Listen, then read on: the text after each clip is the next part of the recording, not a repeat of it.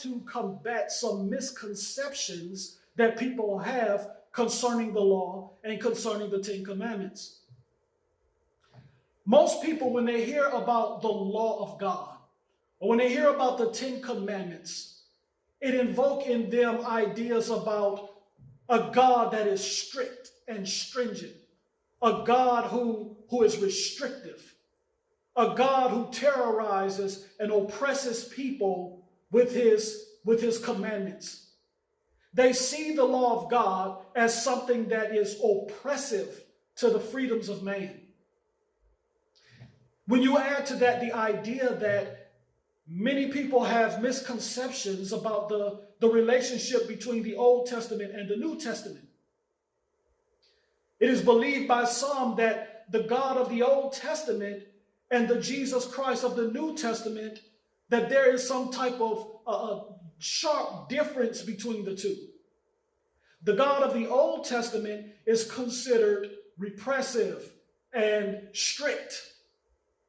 And the Ten Commandments are an expression of his strictness.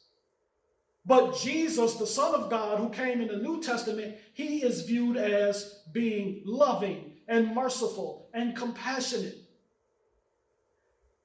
And in this view, Jesus came into the world in order to appease the Father, in order to turn away the Father's anger, and bring in the element of love and compassion. And so the Old Testament is viewed as something lacking in compassion, lacking in love and grace, and it's all about the New Testament and Jesus and love and mercy. And so many Christians don't see the Old Testament as relevant.